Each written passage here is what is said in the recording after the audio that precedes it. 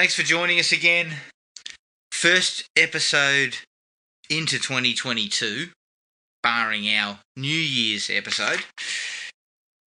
It's a 2020 slasher film, Jared, that you sort of unearthed. Yeah, I came across it in, this time of year. It's one of my favourite times of year in terms of catching up on things because you get these lists of, the best movies of the year or whatever.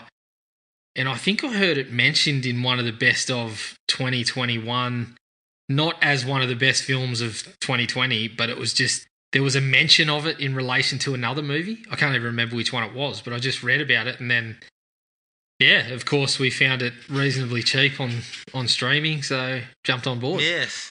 I believe it was a 99-cent higher. Is that correct? I mean, you can't beat that unless you've already paid for it in your $10 a month on Netflix, mate. Correct. So, I was comfortable with that. I mean, I was this close to doing the accidental Cobra and buying it for $7. Purchasing, yes, of course. Yeah. So, thankfully I slipped and went to the right button.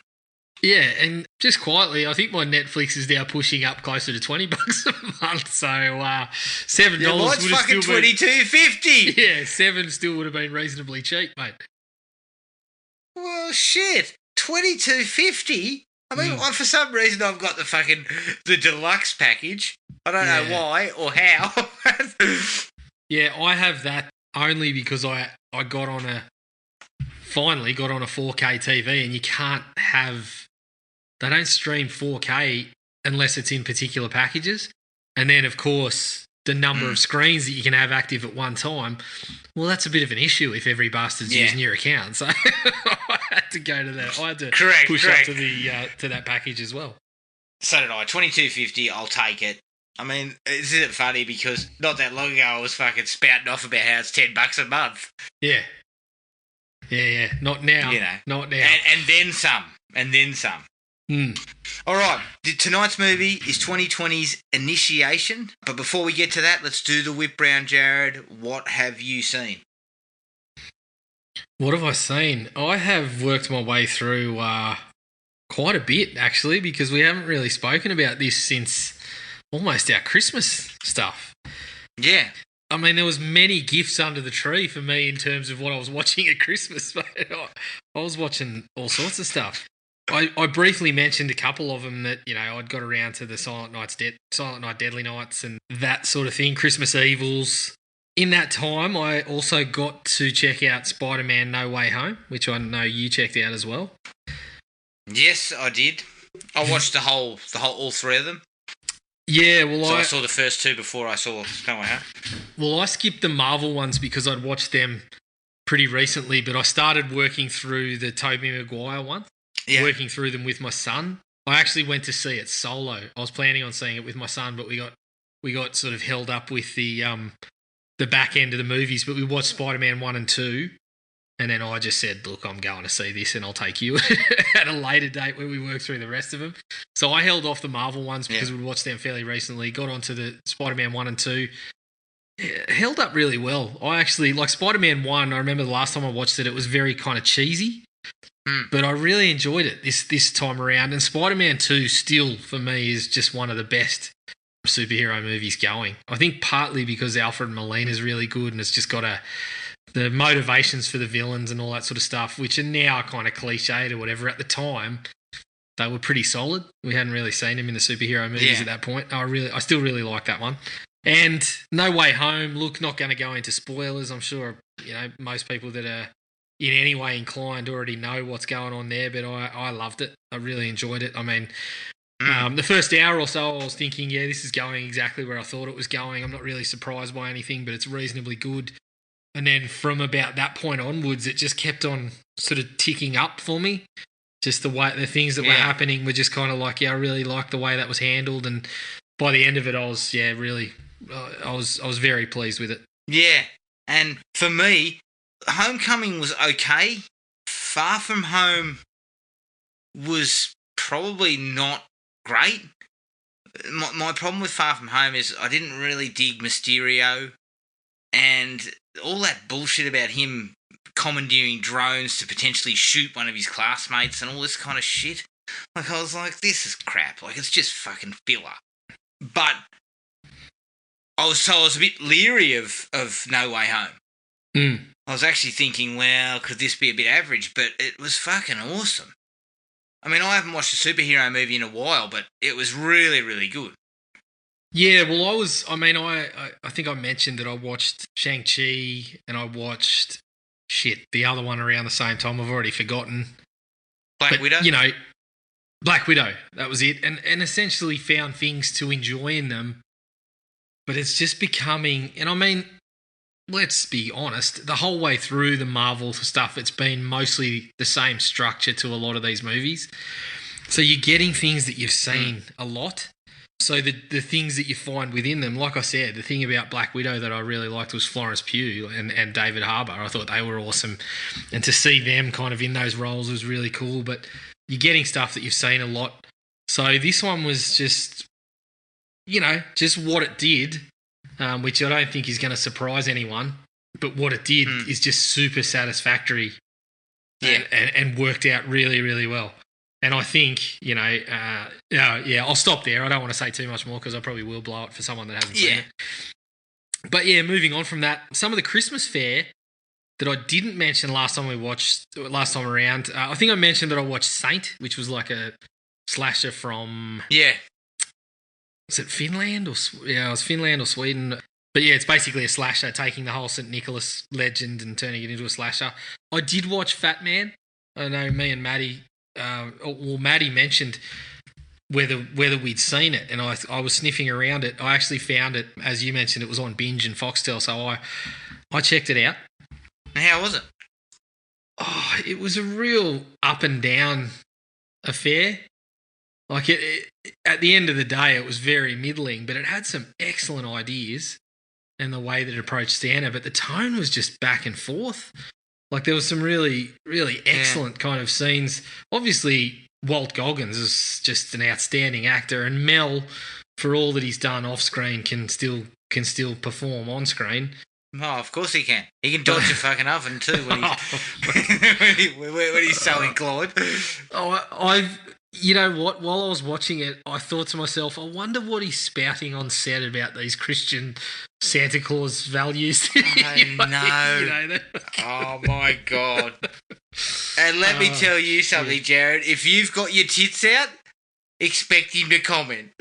Yeah, of course. But yeah, there was parts of it where I thought, this is a great idea. There's some really excellent ideas in there, but they just bounced back and forth. Like, you didn't know whether it was supposed to be... Like, there were some parts that were just super dark, and then other parts where you're laughing and thought, you're thinking this could be a really funny movie, but it doesn't find that kind of black comedy or dark comedy territory. It just kind of bounces back and forth between dark and funny. I just didn't find like it balanced the tones all that well. But yeah, definitely worth a look. I did watch Die Hard. I watched it after Christmas. Not much more to say. Like, nothing's changed. Great movie. No. I stumbled upon Breach, Adam, and we had a little discussion about this. I mean, I keep giving Bruce Willis chances, but I shouldn't. I just shouldn't. You keep fucking fattening his wallet by watching this bullshit. I mean, this might be worse than the last one I watched, and it was bad. I fucking sat at the cinema. Is he also barely in it? No, he's in it reasonably regularly in this one, but I mean, shit, whether he's turning up or not, you could query. It was just, it was shocking. It was supposed to be a bit of scary kind of action and shit. Thomas Jane showed up, but obviously he could, they didn't pony up as much of the budget for Thomas because he was in it at the start and the end. He was in it for about, I reckon he had 10 minutes of screen time. But the rest of it was kind of local actors, people you haven't necessarily heard of so much. There was a bloke from Riverdale in there as well, but everyone else seemed to be kind of local. There was a few Australians in there. And look, I did just a shit of a film. I got some inside word on this one from someone that was around who suggested that Bruce may not have been fully invested either. So I don't think we're off track with this. So look, yeah. As I said to you in the text message after you told me you were watching this, and I fucking gasped in horror and then responded. I said to you, Bruce needs to fucking retire, right? He's only taken these movies for easy paychecks and a few days' work. I think he is. These are not highly budgeted, highly scheduled films, right? And so I'm not knocking Bruce for saying, well, you know what, I'm fucking 67 years old and I just want to come and go as I please type of thing. I understand that, Bruce. But you're tarnishing your fucking legacy. Yeah. Mate.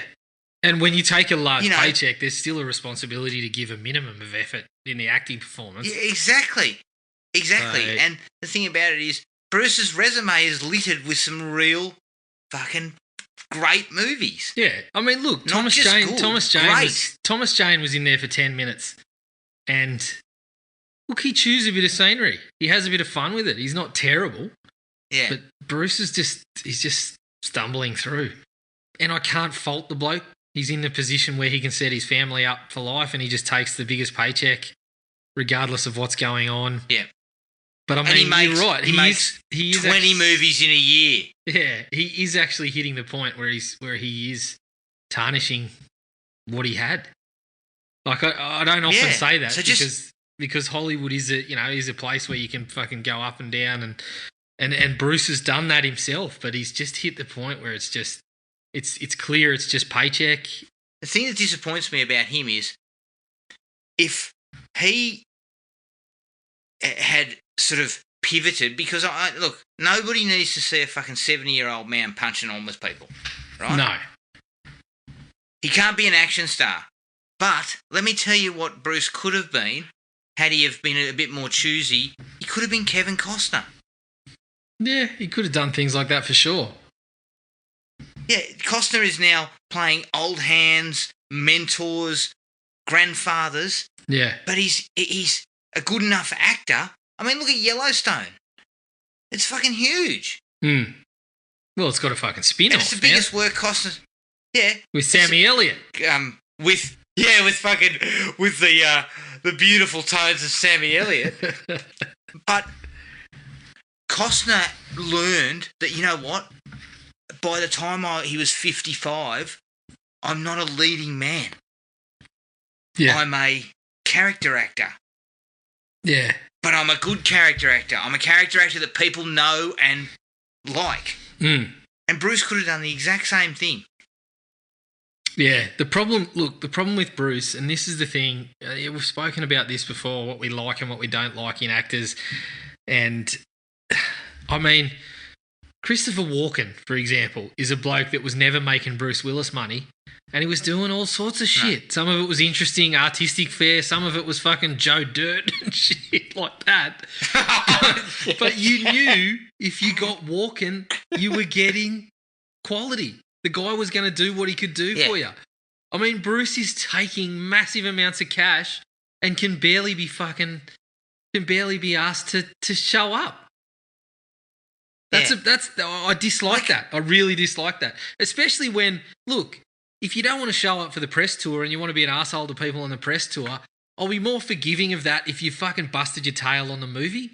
But you didn't. Well, this is it. You know, this is why I can cut a Daniel Craig some slack. You know? His Bond performances are excellent. Yeah. I mean... Yes, he does not like press, Jared. In an interview, he'll make it abundantly clear that he's not as charming as James Bond. No, fuck no. He will tell you every time for 5 movies he wishes he'd cut his own throat. Yeah. And every time you ask him a question, he'll roll his eyes and give you one word in response. But every time he turned up as Bond, he did the job. And so I can be more forgiving of that. This is what's irritating me about Bruce. Yeah. He's not doing either. He doesn't give a shit about either. But just retire, mate. You've got nothing to gain. Yeah. I can guarantee you the man's pocketbook is fucking chockers. I mean, I'm sure you've invested, He'll live Bruce. off royalties for the rest of his life. Yeah, I'm sure you've invested and you've done things that don't involve buying dinosaur skulls a la the Nick Cage portfolio. Like you. No, he seems a little bit more fucking switched on there than Nick Cage. I think he doesn't say. We haven't heard anything in the press that Bruce Willis bought fucking Howard Hughes' bones or fucking. No. Yeah, we didn't hear anything like that, so I suggest he probably did all right. Mind you, Howard Hughes' bones would probably give a more animated performance than Bruce gave in Breach, but anyway. Of course. And this is the thing, you mentioned Die Hard, like the final sort of Die Hard that they were talking about. Mm. It's pretty obvious. The last thing I read is they shelved it. Yeah. It's not a go. Yep. And the problem would be for me, if I'm the producer, is this is a major property. We're trying to squeeze some last dollars out of this, and people want to see Bruce Willis, but he's just not. He's just not there, mate. No, and this is the he's not there. I've made my feelings known a number of times on sequels and remakes and shit like that. I'm not precious about them because I just want to see. I know we've got a limited time on the planet. I want to see as many bloody Friday the 13th, Halloweens, Die Hards as you can give me while I'm here, But this is one of the few instances where I'm like, if it's going to involve Bruce, I don't think I want to watch him as John McClane anymore because I don't think he cares. No. So if you're going to do that, start again. I'd just, if you want to do a Die Hard reboot, I think I would be more open to that than seeing Bruce as John McClane again because I just don't think he cares anymore. Yeah, and the last time he was invested in John McClane was Live Free or Die Hard. And you know what? He really fucking nailed it when he came back after 15 years. He was really, really good in Live Free or Die Hard. Yeah. But he's just fucking disinterested, mate. And, I can see why producers probably thought the idea was probably stretching the friendship anyway because we were going to recast anyway as a young John McClane and people might not have been keen. The story was going to have to be really tight because it was going to have past and present. Yeah. And your main star couldn't give a fuck.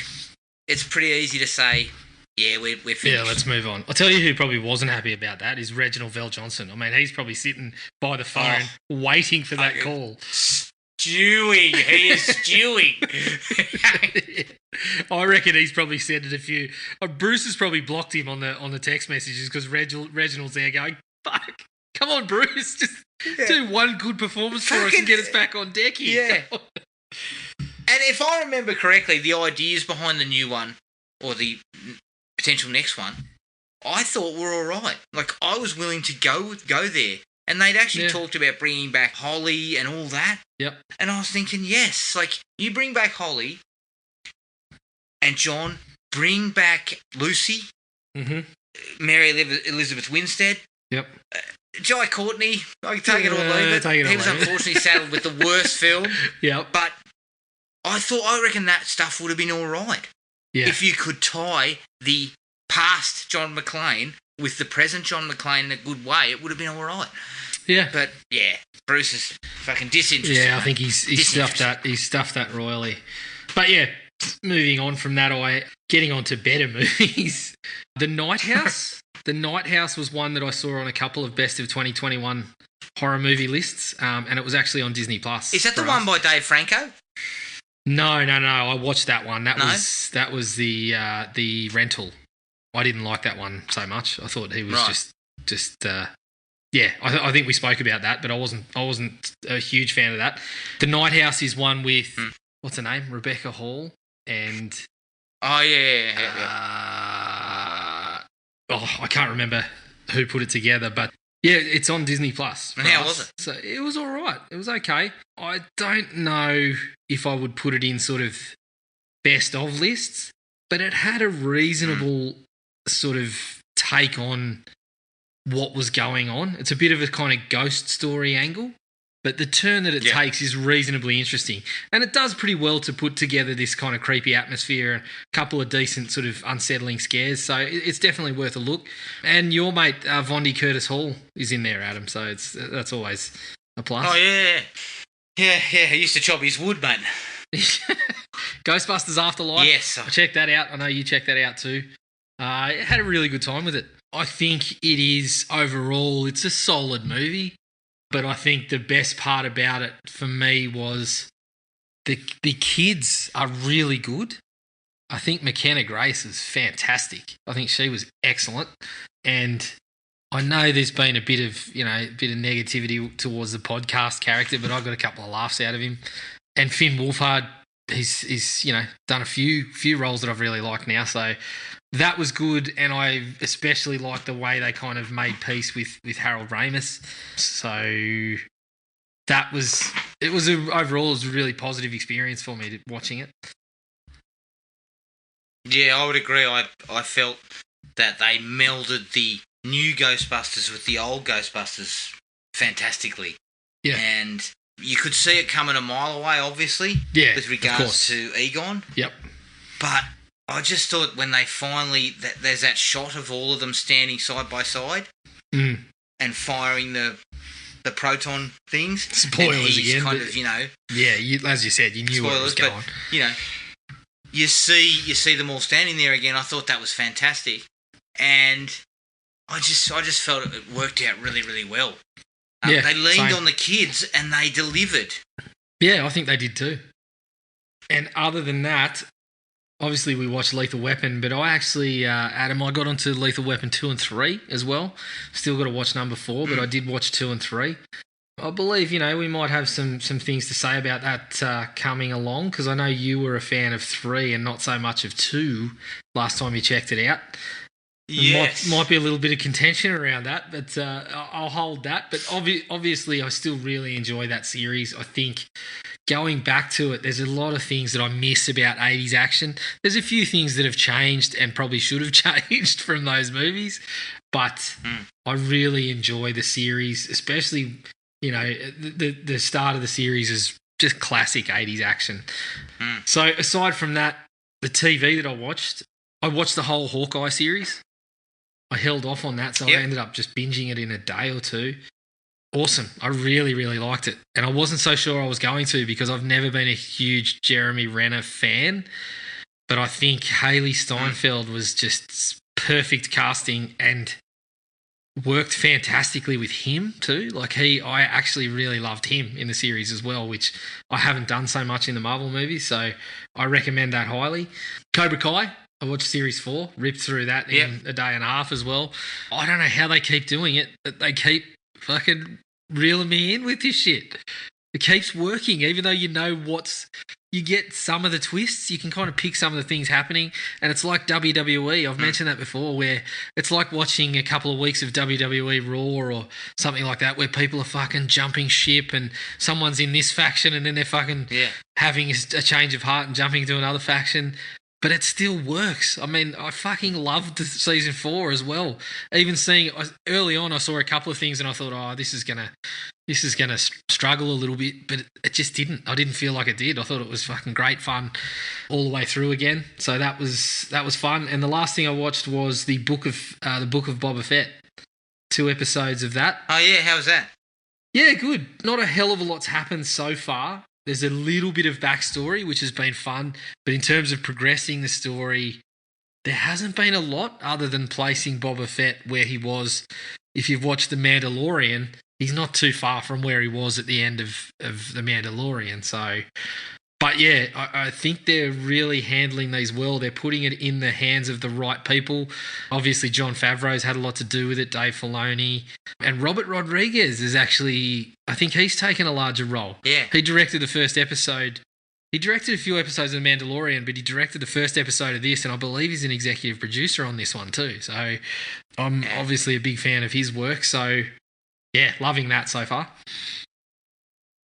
What I love is that they're keeping the actors, like, it is Tamuera Morrison, isn't it? It is, yes. Yeah, and he was back in the 3 films, right? Yeah, well, the second George Lucas films. Yeah, they brought him along, because of the prequel stuff. And I mean, Yeah. There's been fan service all the way along. It's tying into all sorts of shit. There was a cameo this episode that is a real deep cut. I mean, I looked at it and I was like, I don't know who that character is. But the way that they introduced it, I was like, I'm sure this has got to be somebody. And then I looked at it and it was a deep cut from like the comics. I mean, I just love that. I think they're balancing it really well. There was only a couple of times in The Mandalorian where I felt it got too much. It was just like there was 1 or 2 episodes where it was like, oh, this is just kind of, hey, look at this, look at this, look at this. But I just feel like they balance it really well. And the attempts at making quality entertainment are just winning at the moment on Disney Plus. I don't think they've missed the mark.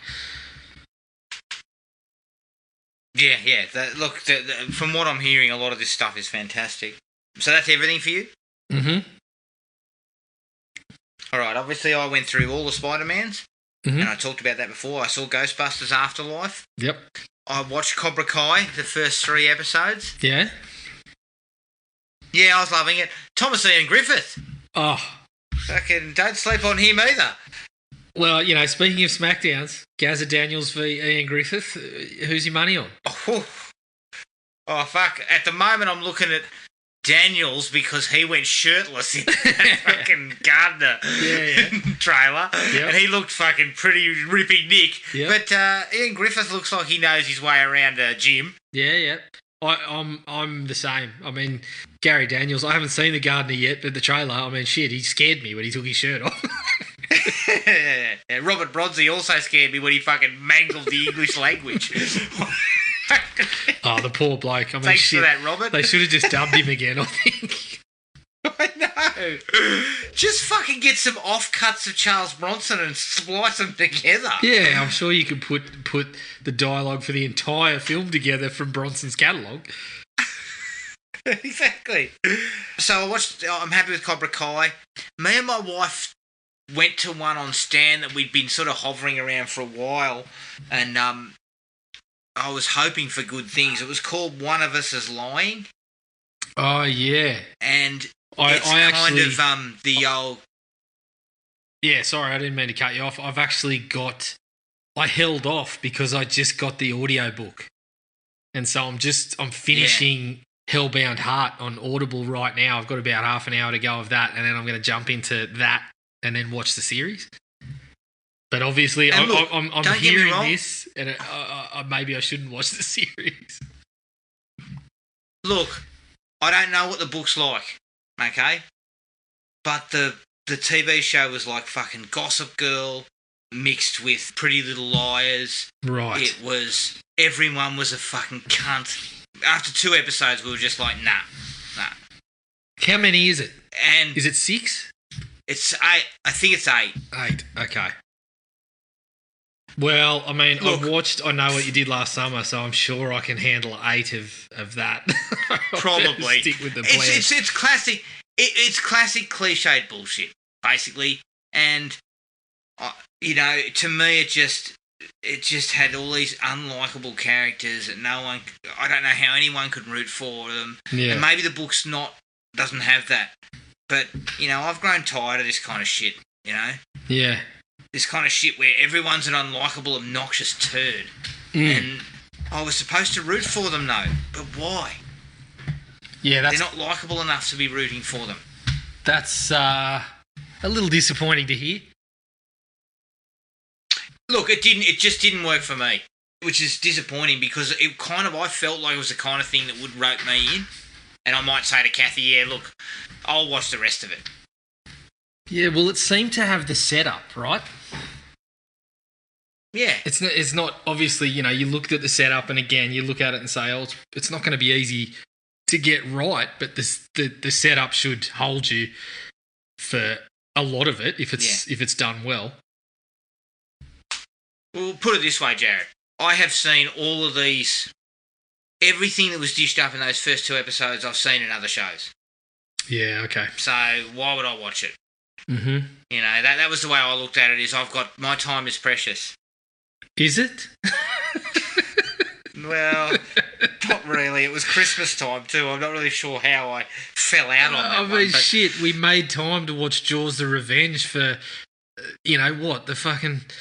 How many times in our life is it really? How precious is our time? Oh, yeah. Yeah, but that was for podcast purposes, mate. That had nothing to do with anything. We'll keep else. telling ourselves that. Plus, I was fucking 3/4 cut. Yeah.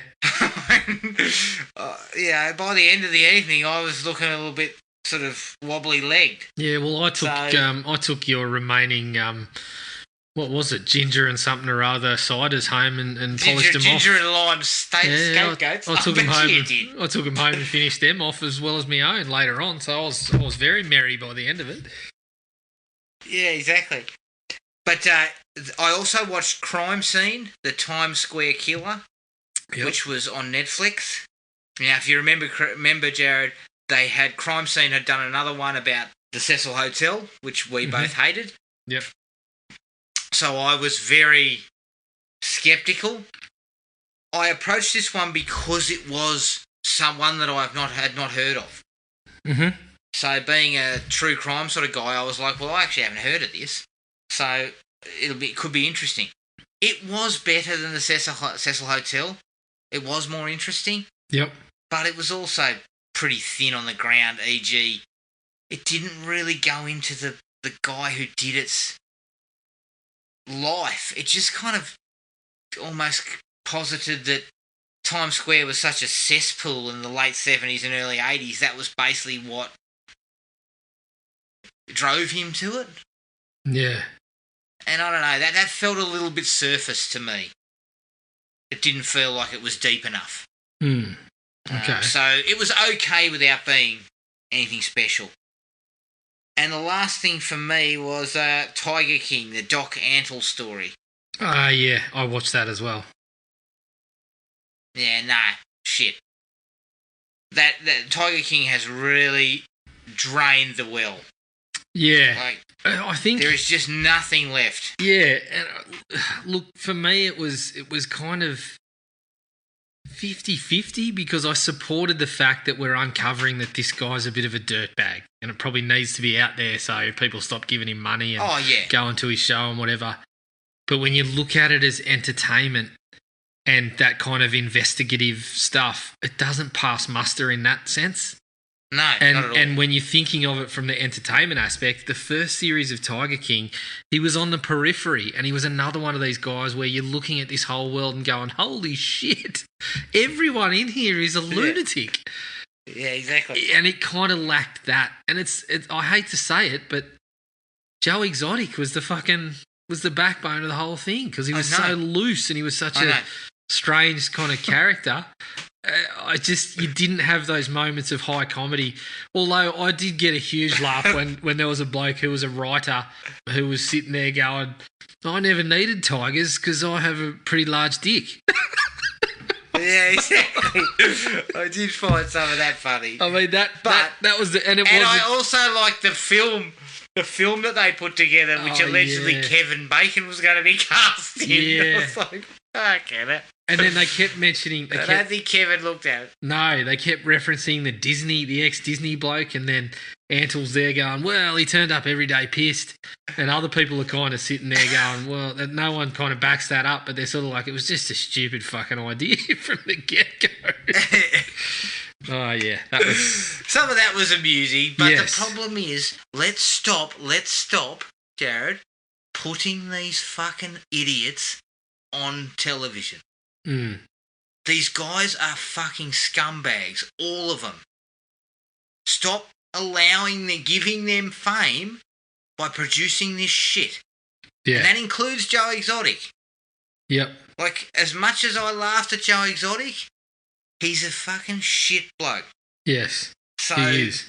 Let's stop giving these guys this platform and saying, oh, well, you know, oh, look, yeah, it's good for a laugh. These guys, they're not harmless. They're fucking idiots. Yeah, it's kind of... The first one found this hell of a story that had already been told, basically. Yeah. And even though there wasn't Exotic a definitive... had thousands of hours of footage. And even though there wasn't a definitive end to it, it had been told. Basically, if you come back to Tiger King, you got to come back in another 10 years. Not... Yeah. When either Exotic's out of jail. Yeah. Yeah. And it's just Netflix. It's the curse of Netflix. Yeah, it's the bad side of Netflix, which is oh shit, this is it. This is a hit. Let's go and get more. Yep. No matter the quality, like Netflix aren't looking at that stuff that they're cutting for Tiger King 2 or this Doc Antle one and going, no, well, it's not. There's no story here. Oh, fuck, mate. Here. They've already moved on to Red Notice too. They're just telling you, just quick, get us our fucking 6 episodes so we can toss it up there. I hope not. Yeah. But that's it for me, mate. That was all I got through. All right, let's take a break. And here's the trailer for 2020's Initiation. We've had some issues on campus. Fraternities, calling out girls on social media after hooking up with them. It's a crude game. What do they post?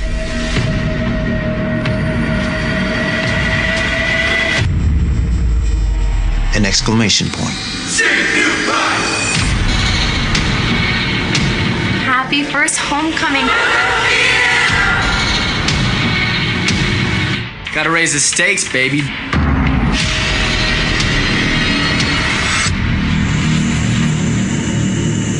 Something happened last night.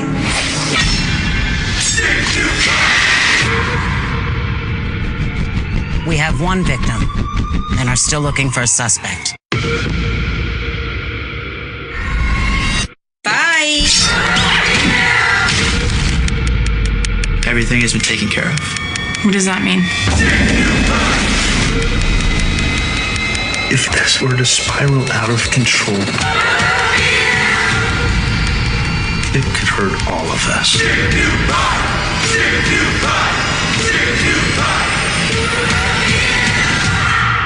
I have a really important question to ask you. What should my caption be?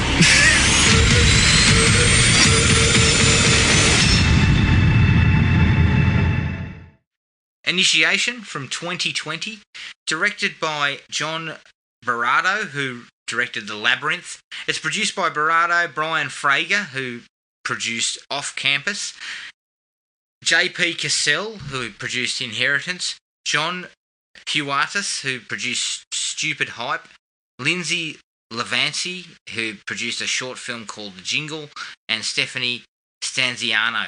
It's written by Bernardo, Brian Frager, and Lindsay Levanti.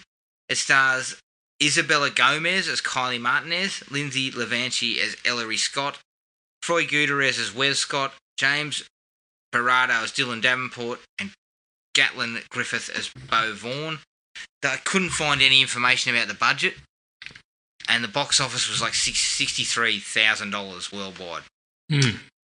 The trivia I had was the filmmakers were impressed with Patrick Walker, who I believe was was Wes's swimming buddy, that they wrote him in to cut a couple more scenes. And I actually found him to be quite good. Yeah, he was actually. All right, my take on this. It's a little slow, and it's actually more of a thriller than a horror film or a slasher. It does some really good things with what I would consider a sort of interesting kind of premise, and it actually squeezes quite a bit out of what I assume was a pretty small budget. So it's worth a look. I would say check it out. It definitely comes home with a bit of force. You know, the back half is much better. So I ended up giving it 3, Jared. Yes, I was the same. I finished it at 3. I think, as you said, initially it is, well, when you're expecting a slasher, it starts quite slow. But during that time, it does a really good job of setting up a very interesting idea for basing it all around. The way that it places people at opposite sides and the way that it kind of tackles some of that university sort of frat house kind of stuff and sorority and all that sort of stuff. It's I found that stuff really interesting from the get-go. Also does some excellent stuff with the way it's using phones and social media. I thought that was one of the best uses of it that I've seen in a movie in a while, the way that they presented it. Yeah. But yeah, as you said, the slasher stuff picks up down the stretch and it does reasonably well with most of those scenes. Like it serves as a very cool little slasher in those portions. I had a little bit of, I felt it let out a little bit, deflated a little bit with the ending, slightly.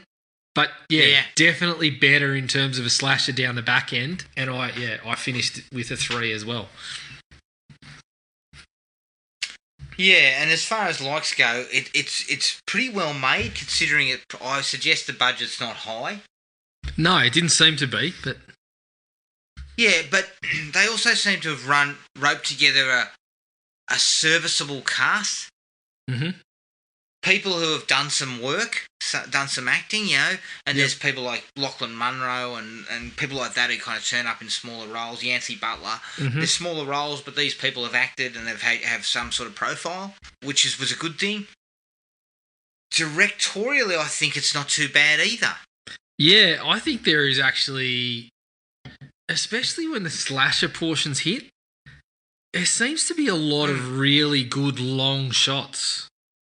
Like, not long as in long distance, long as in sort of single shots where they sort of pivot around characters and the killer's popping up behind them or they're in a hallway or something and they follow someone and the killer pops up a couple of times or... So yeah, it was kind of those portions where I felt the direction really was at its peak. That's where I really noticed it and thought, yeah, they're doing a really good job with this stuff. So yeah, on that front especially, I thought it hung together pretty well on that front. Yeah, I thought it was well crafted in those sections, especially. Yeah. Now the plot conceit of the girl going to the party, drinking, then sort of coming to, there's a whole incident in the bedroom. There's the whole thing about the exclamation mark, all that stuff, and her sort of realising she may have been assaulted. Those things, look, it's an interesting and solid way to build a slasher film if you were going to do that. Also, it's kind of topical. There's been a fair bit of this kind of shit recently. Yeah, I think when they were setting all this up, I kept coming back to something like Black Christmas, the last remake of that. And I kind of thought this one handled some of that better. I think, you know, I know a lot of people really hate that Black Christmas remake, and I've got some things that I didn't like about it, but there was portions, especially around that I felt were handled pretty well. But I think overall that this was something that I compared it to, and I kind of liked this top to bottom a little bit better. I just felt kind of the time that it spent early on setting up the situation, coming back to some of the characters as well, like different characters dealing with it. I thought the time they spent with them was kind of well served at points. So yeah, I sort of like the way they handled that social thrillery aspect of it as well, kind of tackling the real world issues of it. Yeah, exactly. And I would agree. I saw Black Christmas comparisons when I was watching it too, and I felt this was a better film. I felt this did a better job. Black Christmas, I remember watching it recently and I commented on it in my recently seen, and I said I thought the ideas were excellent, but the execution was shoddy. Yeah. And it was. Like, to me, they never nailed it. And in fact, they fucked themselves over. They screwed their own message with Black Christmas because they failed to deliver what they were angling for. Whereas I think this was a little bit more...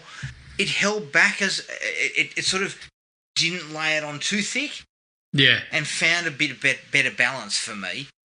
Yeah, I think it did. I think the idea makes sense. It does. And I also think another thing that played into its favour is there's not really... I couldn't pinpoint any characters and say they were fodder necessarily. And I think that's an advantage to taking sort of... You know, we'll start sort of heading into spoilery territory, but I think that's an advantage of taking half an hour without killing anyone, without the slasher turning up at all, was that they contained it to a group of people who all had a role, even if it was very small. They all were there for a purpose and they all served a purpose throughout. And so it was really well contained in that regard. You didn't just have anyone turning up where you could look at them and say, well, shit, they're going to be gone in 2 minutes, or anyone that just popped up at the half-hour mark and you thought, well, we haven't seen this person before, so they're not going to last long. Like, everyone seemed to be there for a reason, and it was contained in this group, which kind of served its purpose well when you're looking at who you think it was and a bit of shock value in who's going to go next. Yeah, agreed. You didn't use formulaic kind of bullshit that, okay, well, this character, we've seen them for 2 minutes and then the next scene they'll get killed. So I appreciated that. Some effort and some time went into building that character stuff. And I think reasonably successful. Yeah. Throughout. Now, I really like the sequence in the classroom with Kylie. She's beginning to piece together and having flashes of what went on. Mm. And then she's hearing all these voices saying, calling her a slut and all this sort of shit. And the camera keeps sort of panning around the room and picking up all her classmates, kind of looking at her. Mm-hmm. I mean, I thought that stuff was really cool because it kind of, once again, it kind of touched on the idea that this girl has no real idea what happened to her. And she's starting to realise something wasn't good. And then, of course, the whole, victim shaming and slut shaming and all that type of stuff that she feels that that's what's happening, Yeah. And I thought that stuff was really good. Yeah, I thought there was definitely portions of that where it was handled very well early on and setting up like I said, taking its time early had its advantages in that regard. Yeah. They nailed what they were, like, that side of it better, I think, because they took their time. Mm.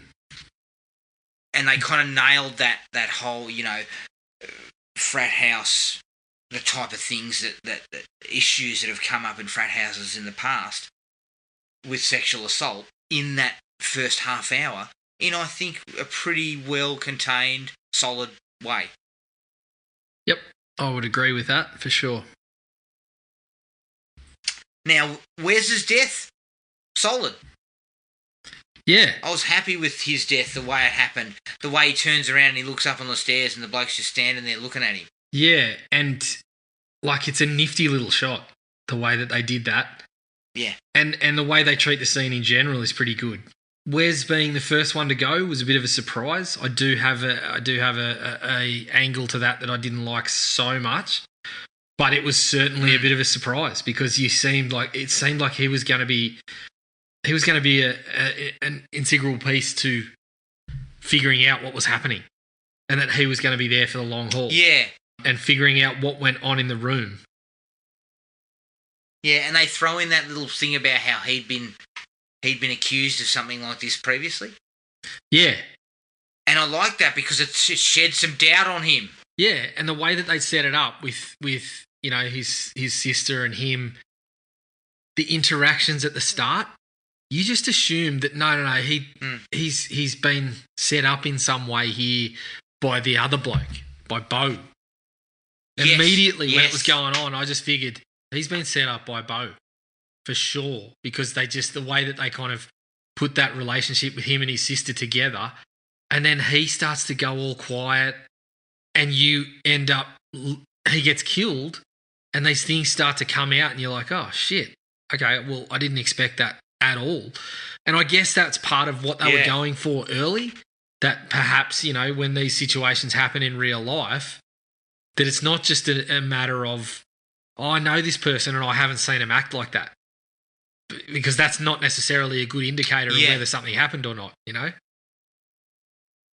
Exactly.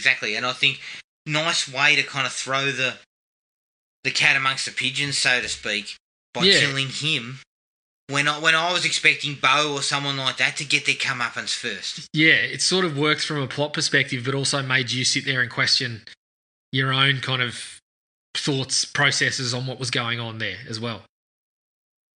Exactly.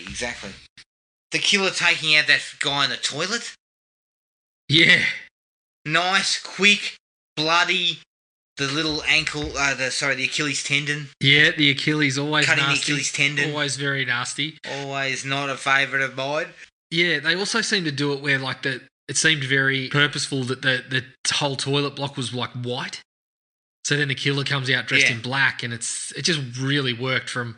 Again, they shot it from above, and the look of it aesthetically was really, really nice, I thought. I mean, the killer himself, I think, looked fantastic. Mm. The all black hoodie, that mask that's kind of like reflective. Yeah. I think that stuff really worked well. It did. I love that shot of Bo walking out of his dorm room and the killer is right behind him and starts kind of walking after him.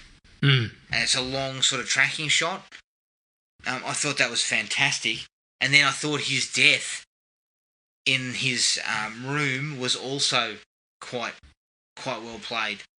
Yeah, really good. I thought that, especially him in the hallway, was one of the prime examples of what I was talking about, where they just take a lot of time to sort of follow people around and show the killer popping up behind them and doing it in the one scene, like the one shot, a couple of times. Yeah, really nice. Really good stuff.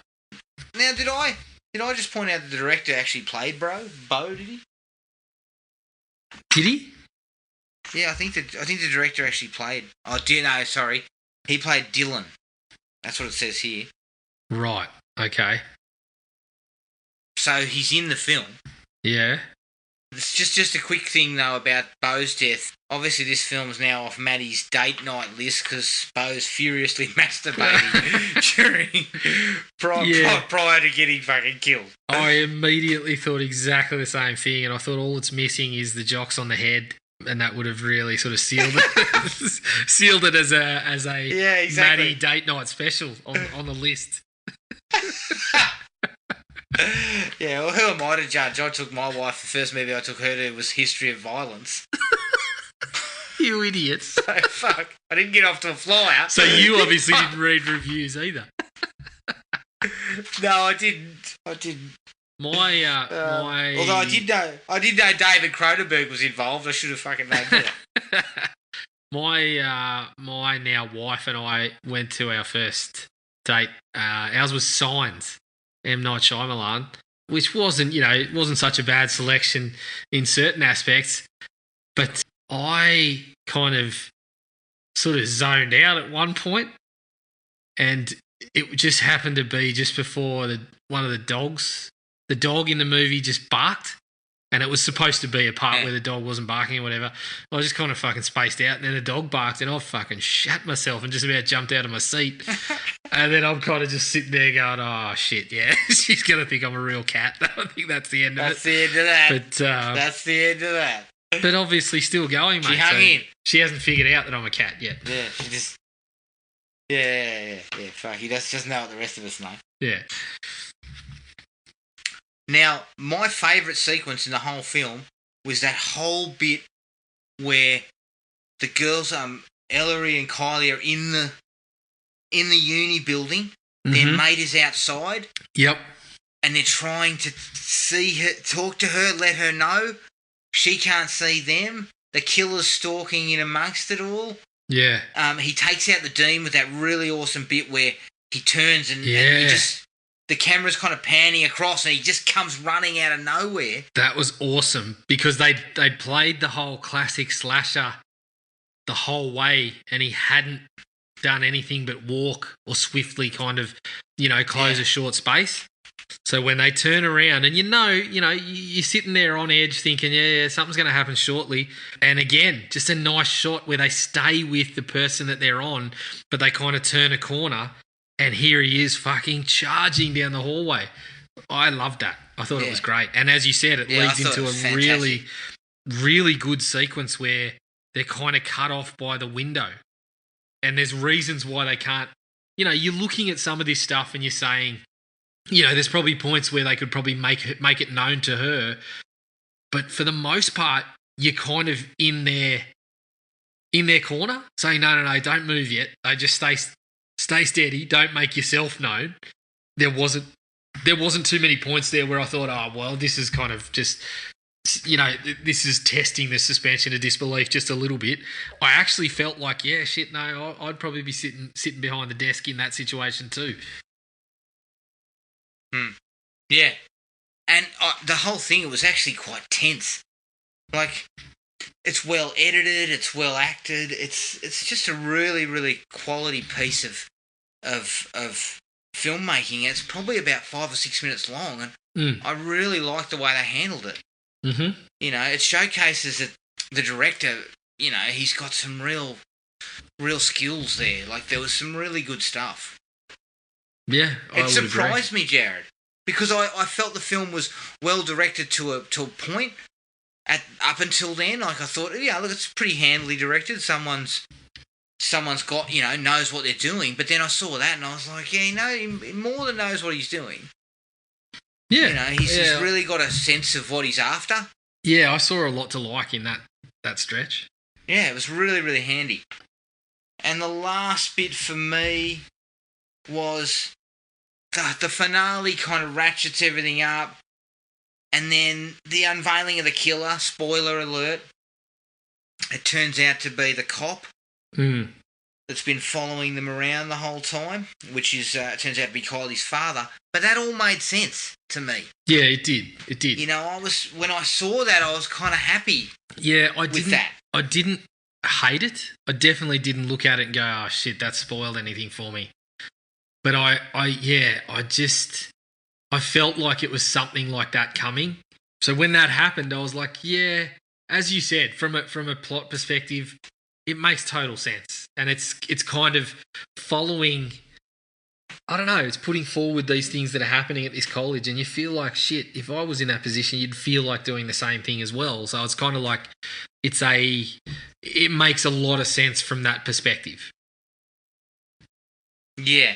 But for me, dislikes, and I haven't got any more likes. Have you got any more? Yeah, I've got a couple. I sort of mentioned the stuff on the phone and the way it's displayed to the audience. I actually loved it. I thought, we've seen similar things, but I thought this was a really good example of how to do it. The way that sometimes characters weren't saying anything, they were just putting it on the phone and you were seeing all those conversations. But the way that it was doing it, it was bouncing between text and Instagram and all this sort of stuff. I thought that worked really well. And it also had this aspect of, slashers often try to disregard the phone because it makes it really difficult to deal with long chase sequences and how someone gets out of it.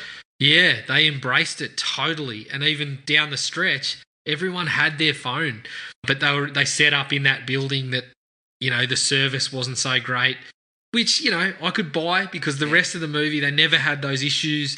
They get into this one spot. Yeah. I mean, fuck, mate, if I head down to JB Hi-Fi at the Belco Mall, fucked if I can get more than 3G. Like, that shit does happen. Like, it's kind of... It's a thing that does happen occasionally. So the fact that they saved it for one location and it was an indoor location, there was a multi-story building, I'm like, okay, well, I can run with that. And the whole bit down the stretch of the girl not getting service, or she gets through to 911 and they can't hear her, but she can still get a Twitter message off. I thought they handled it really, really well. It's one of the best examples of using the phones in a film that I can remember, to be honest. So I was very, very high on that. And then the Twitter thing, the Twitter response pings and gives away her location to the killer. Yeah. As well, which I thought was cool. Excellent. I thought that was all really good. I know we mentioned that we've spoken about Wes. I really like the setup of Wes and how he's kind of against the tagging on Instagram and whatever, and then gets involved in that scenario. We spoke a little bit about that. But I also like how it ends up with his sister testing the clothes, the DNA. I was sort of like... Yeah. Well, I like that it placed her in a position of...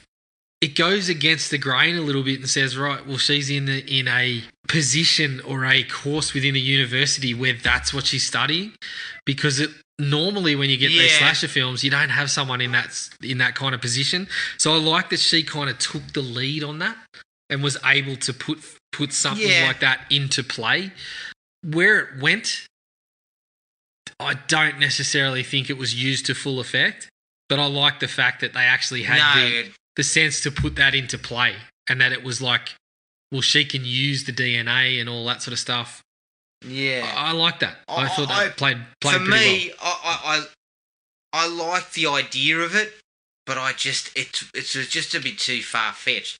And at the end of the day, as you pointed out, it doesn't really go anywhere. Well, see, this is the thing. I didn't think it was that far-fetched. Kind of doesn't.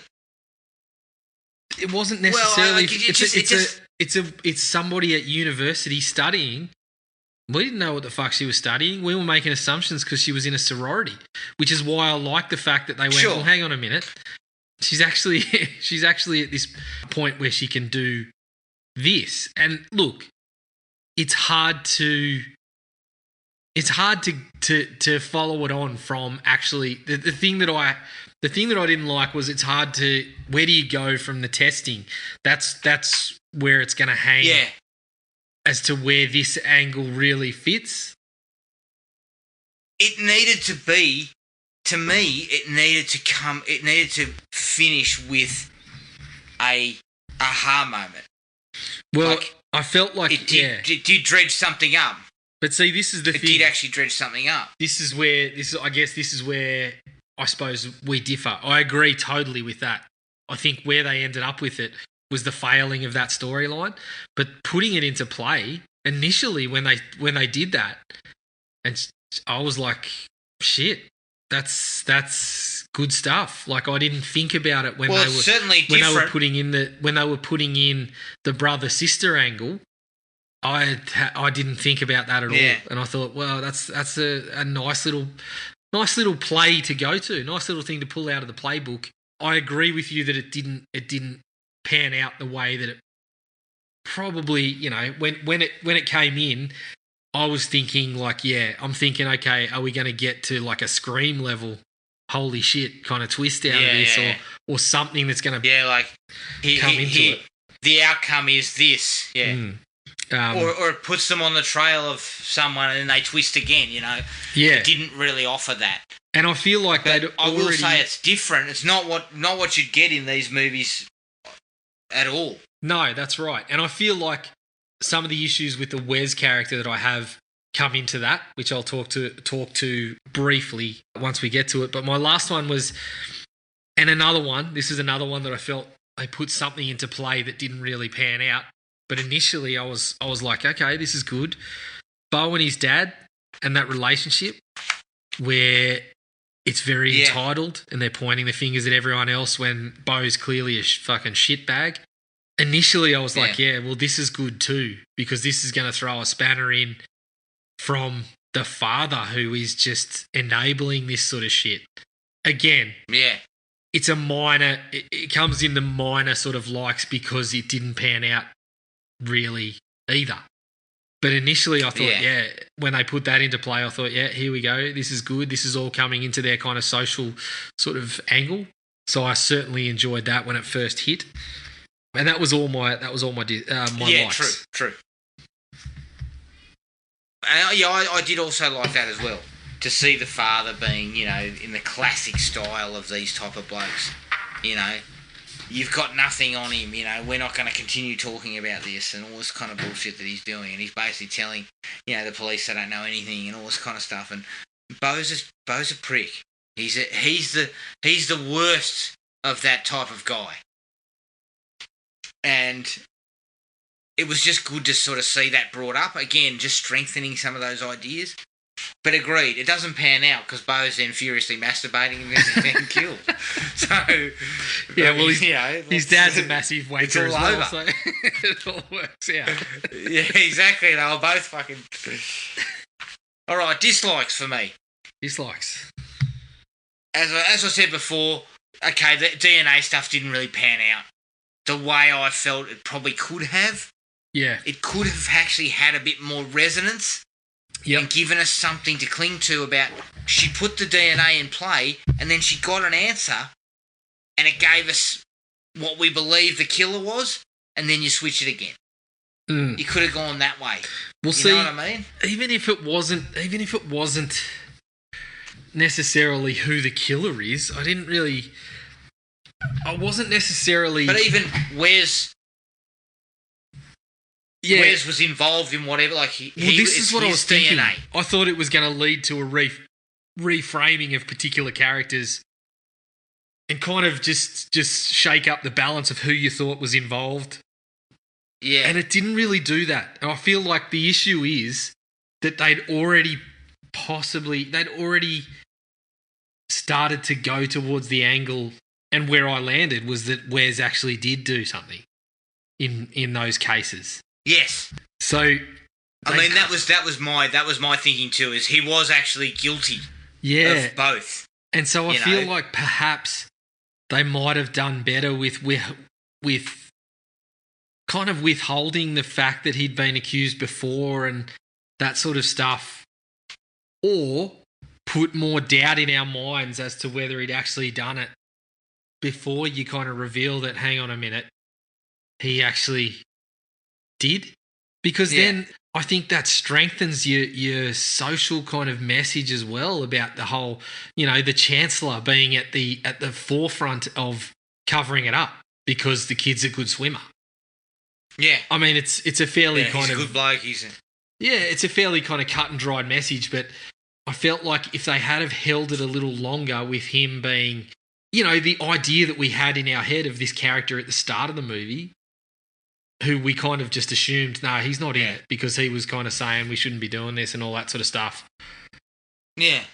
It's sort of it goes on a slope of we start saying, oh, well, he actually did do it. So by the time the DNA kind of reveal comes through, or what we think is, they never actually say it, but I think you can kind of read between the lines with what she says to Kylie and the conversation with the Vice Chancellor that, they know he did it. So, I don't know. Yeah. I just had a bit of an issue with when it actually came to a head, it didn't actually change anything that we'd already kind of gotten to. Yeah, there wasn't much there. Like, there was nothing there. Like it kind of died, which I just felt was a missed opportunity, so to speak, if you're going to do something like that, which is different. It is different. Then perhaps follow it through and do something a little bit more cleverer with it, because these guys weren't short of clever ideas. No, they had a bunch, and I think perhaps you leave. Perhaps if you can't knock that one out of the park, perhaps you leave one or two out, because the other ones that you did all were pretty good. Yeah, that's right. So it just sort of felt maybe just a little fine tuning on that could have made it a real sort of winner. And I think the disappointment was sort of heightened because I thought it was a really good thing to put into play. So when it did sort of pan out to a point where we've already kind of gotten there, it felt like, okay, so why did we do it? Yeah. And I'm not knocking the fact that Ellery she's 35 if she's a day. She's definitely not a 20-year-old sorority girl. Are you saying that if she is in the sorority, she's the female equivalent of Van Wilder or something like that? Well, I thought she was she could have been the house mother. Shit. No, I'm probably being a little bit harsh because she's the Carrie Fisher performance-wise. Sorority Row. Yeah, Sorority Row. What I mean is, all the other girls looked age-appropriate. Yeah. But she kind of stuck out as was quite a bit older. And I did look her up. I think she was born in 1988, so she probably would have been in her mid-30s. Yeah. Or something like that. Look, she's in a science degree that looks like it takes a while. Fuck, mate, it doesn't take 15 years. Well, maybe it does, If you fail in a couple of courses. You are not getting DNA evidence if you've had a fucking massive sorority bender the night before.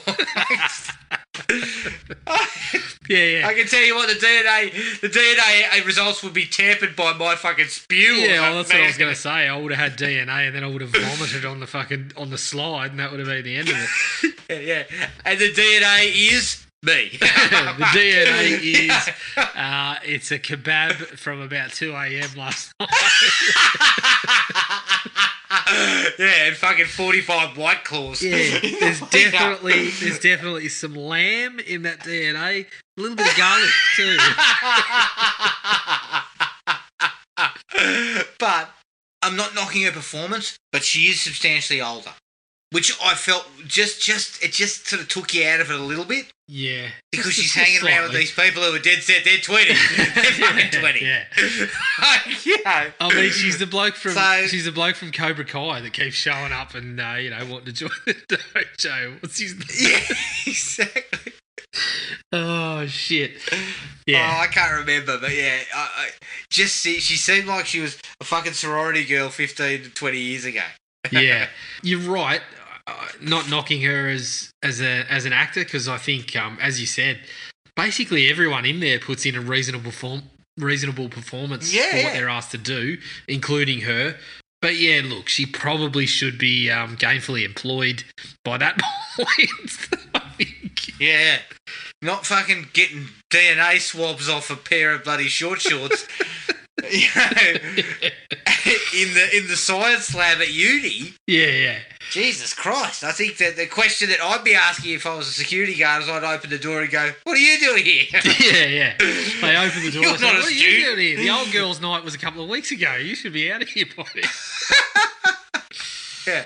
Fucking bingo nights down in the bloody rec centre. Also, the old mate that was there used as a red herring. The tall guy with the glasses, creepy guy. Yeah. It was too obvious. He stuck out like a fucking sore thumb, mate. It was way too obvious. And I don't think, again, I thought he gave a reasonable acting performance, but it was it was a character where you looked at it and immediately just said, unrequited love, bit socially awkward, in a nerdy / degree. It's funny because they put her in that degree and kind of went against the tropes and subverted what you would expect by saying, hey, she's the blonde sorority girl. She might be 35, but she's actually she's not just at university seemingly to do sorority stuff. She's actually studying and she's in a high level kind of field. But then when he comes into it, the cliches come in a little bit. Yeah. Don't make him so awkward. Don't sort of layer it on so thick. There's that sequence where he comes out and offers to walk her home. Yeah. It's just fucking... He's so awkward. Like, I actually think it would have been better if she said, yeah, please, and they had a chat and he kind of came across a bit more weird in that chat. That might have worked better. Don't make him like, she fucking recoils in horror because he's fucking Hannibal Lecter or something. But why does he have to be? Why does he have to be weird? Why can't it be one of the fucking swimmers that's a bit weird? It's just too exactly. It's a little too on the nose. Yeah. I mean, he's fucking Buffalo Bill. Yeah, that's right. So he's got his fucking cock tucked between his legs and he's crapping on about, would you fuck me? Like, yeah, but he does, he does things. There's things where, okay, it's clear that it's unrequited, attention. He wants to fucking get to know her a little better. So he does things like drop the flowers when the people that are there saying, she's in the room with the sorority girl saying, if I see a fucking flower or whatever. I mean, isn't that enough? You don't even need to have a conversation. He could be a marvelous conversationalist, but he's just not her type. And he does something like drop the flowers. You don't need him kind of calling and saying, "Why aren't you returning my calls?" and shit like that. That's where I felt it was just a bit too kind of made him into this fucking scuzzy type of character, and this weirdo that it must be him then. Well, it was into territory that you'd avoided so far. And I feel like if you'd just avoided a little bit of that with him, you'd have done fine with the herring business. But as it stands, it was like, oh, shit, it couldn't be him, could it? So, yeah, I was a little bit disappointed with that. Because, again, I actually felt, in terms of acting performance, he was one of the better actors on there. But it was just in a role where it was just kind of... He was okay. He certainly wasn't bad actor, but it's just the shit they were giving him wasn't really working. Yeah. And again, it's only a small portion of stuff that they did pretty well in other areas. Exactly. It's like hardly the end of the world. Mm. The fact that they kind of positioned him as a red herring so heavily. But with regards to the phone stuff, I agree. I think the phone stuff worked pretty well. A few times it was a little bit intrusive because it's all over the screen. Yeah. And then a couple of times you couldn't quite see what the message said because there was so much on the screen that a lot of it was smaller. The message really box. fast and really quick. They just whipped it up there really quickly. So a little bit more time would have worked. But I think being able to actually present these people on their phones, which we are on all the time, normally you wouldn't be able to do it. It would be so much more difficult if you didn't have those little things popping up next to the person. And so I thought, in the end of the day, the best way to position it was to do it like that. Yeah, well, they actually did some really nice things where a character was like just finishing a conversation with someone on the screen and then immediately jumping into a phone conversation, which is just the way it goes these days. Yeah. I mean, you're constantly in your phone. Exactly. Oh, no, fuck. Yeah, everybody's on it. Yeah. Look, it took a while to get going, and I think... It did. Even though I think the character stuff was good and you built, it just felt like, we really need to get to something soon, and thankfully we kind of did. But it took its time. Well, yeah. And from a slasher perspective, if that's what they were going for, it kind of dilutes things a little bit. Again, it's very hard to do this stuff well, so I'm not laying the boot in too much because I think there was a lot of stuff in that opening half hour that was done really, really well.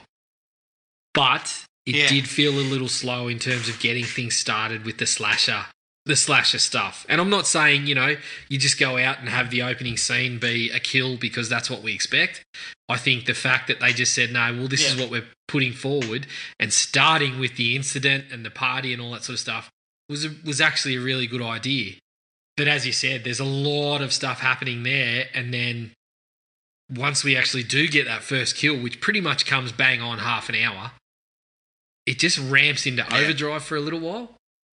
And then it kind of goes, we get kills, and then we get a little sluggish moment, kills, and I think probably working pacing through that, a little bit up and down. Yeah, just a little bit. I think they could have worked a little bit more to tighten that up. I think there was portions where it was like, yep, I love the message you're putting out there, but at the end of the day, we came to watch a slasher, so let's get something happening. There was a couple of times where I had that sort of feeling. Yeah, I needed to speed up. I need to see something, or you're going to lose me. Mm. That was kind of how I felt a couple of times. I was like, you've almost lost me. And then they kind of kicked something in. And then the slasher stuff comes a little bit more regularly in the last 40 minutes. Yeah. And that sort of appeased me. Yep. Look, I've only got one other dislike. It was too easy to pick the killer.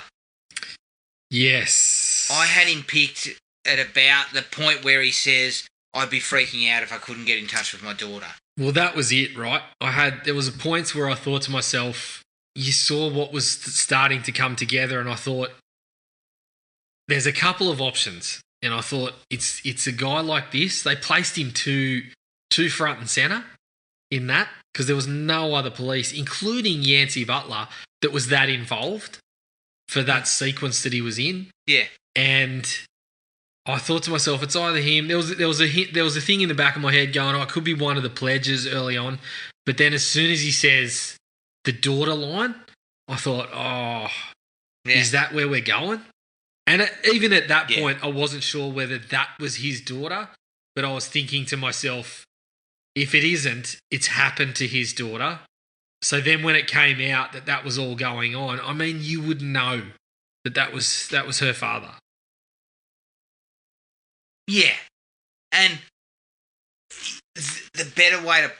Well, if you were going to give it to him, you perhaps cut him back a little.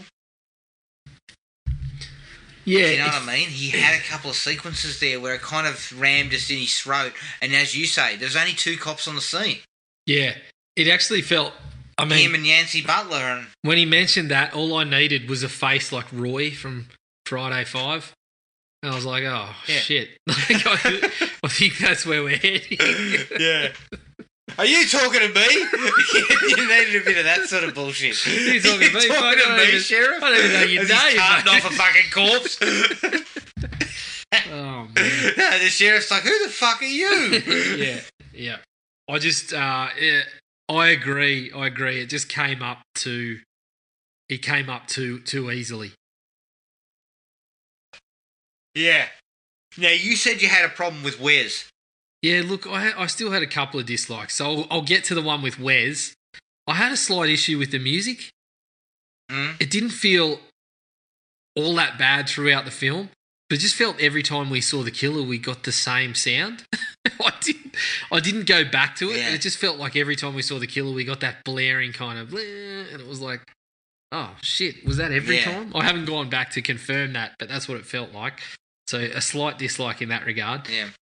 Again, before I get to Wes, I love a scene with the Chancellor firing up on the night of the murder saying, get this done. It's like, mate, the body's still hanging from the door. Like, what do you expect us to do? We're still taking samples. Like, I know you're upset. Mate, it's 24 to 48 hours while we sweep the crime scene. Yeah. Like, we haven't got time to fucking get this done. We're talking 3 to 4. Judging Got to wait till evidence is packaged. It seemed like it was still the same night. What are you talking about? Get this done. What do you want?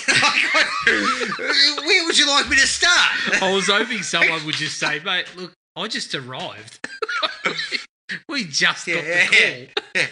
What murder? I just checked for the pulse. I think there was a slight pulse still going there just about 15 minutes ago. But he's cactus now. Yeah, exactly, but, exactly. Shit. Yeah, it just I kind of laughed at that. Like, get this done. Like, yeah, I know it was kind of like it was one of those lines where it's like the emotions from the character are completely understandable, but the line just makes me laugh. It just give us a chance, buddy. In terms of Wes. So, it's a tough one because I like the fact that it was a bit of a shock because he felt so important to how it was playing out. But then once I felt him being on the screen might have really sort of helped to heighten something like the DNA angle, or to have him on the screen still being the good guy and then, 60, 70 minutes into the movie, it comes out that, hang on, your DNA's here, and we get that turn there. Yes. Maybe that's better. He was dead by the time his sister ran the DNA, yeah? Correct, yeah. Was he dead? I think it was, So the problem lies with you take away what I would have thought would have been a really important character element. Your sister swabbing for DNA and consistently, when talking to her brother, unsure if he might have done this. Yeah, I just felt like they were starting to develop this where he wasn't talking back to the texts and stuff like that. And I just thought, if we resolve that and he kind of comes back around and has an explanation for why he was carrying on and pins it on Bo or something like that, and we start to work that direction, and then the DNA comes back and it's like, well, hang on a minute. This says you did do something. Yeah. Maybe that works better. I just don't know. I don't know. Maybe I'm hanging on that DNA angle too much, but I just felt perhaps the shock value took away one of the more interesting relationships and one of the more, what could have been a complicated relationship in the movie. Yes, because they are initially positioned as brother and sister who are close. Yeah, because next best thing is Bo, right? When they're on social media. Yeah. The next in the chain is Bo. I thought you go to Bo and you find out what happened. And as a result, I mean, Bo doesn't last much longer either. So as a result, you don't really find out. You don't even really get the confirmation. And as I said, you can read between the lines for the confirmation, but it felt like with the message that you were going for, that Kylie deserved a bit better. I mean, she doesn't even get a moment of people believing her, which is kind of a little bit. It falls a little bit short with what you're putting forward. You never really get this moment of. Not really. I mean, I guess there is the sorority girls on her side, but you never really get her being able to say, you know, I was right, and having even just a little moment for the Chancellor to have to fucking get a bit of comeuppance for what he's clearly done, you know? Yeah. Eat a bit of crow, you know, and say, fuck, he's a piece of shit. Yeah, all she gets is the bit at the end, which is really sad, where her dad's getting dragged away. And it's like, you have that little moment in yourself of sitting there going, is he actually a villain, or is he just really, you know, he's taking justice against all these people that covered it up. But you never really get those characters who deserve it getting something out of that. And I think that comes back to Wes. Yeah, I would agree. I think they fumbled a little bit there. Mm. There was interesting angles to go with Wes, but when you killed him off, you ditched those angles somewhat. Yep. Have you got anything else? No, that was pretty much it for me. I think we covered him pretty well there. Yeah, I think so. All right, that was Initiation. You can find us on iTunes, Spotify and Podomatic, or wherever else you get your podcasts. Send us an email at thrillme@iinet.net.au. We're on Facebook at Thrill Me Podcast Australia, Podomatic at thrillme.podomatic.com, and Instagram at thrillmepodcastau. Keep an eye on the Facebook page for details of the next film. But until then, take it easy, everyone, and we'll catch up with you later. Cheers. Find the podcast at Podomatic or on iTunes. Don't forget to rate and review. Like us on Facebook at Thrill Me Podcast Australia, or contact us at thrillme, all one word, all lowercase, at iinet.net.au.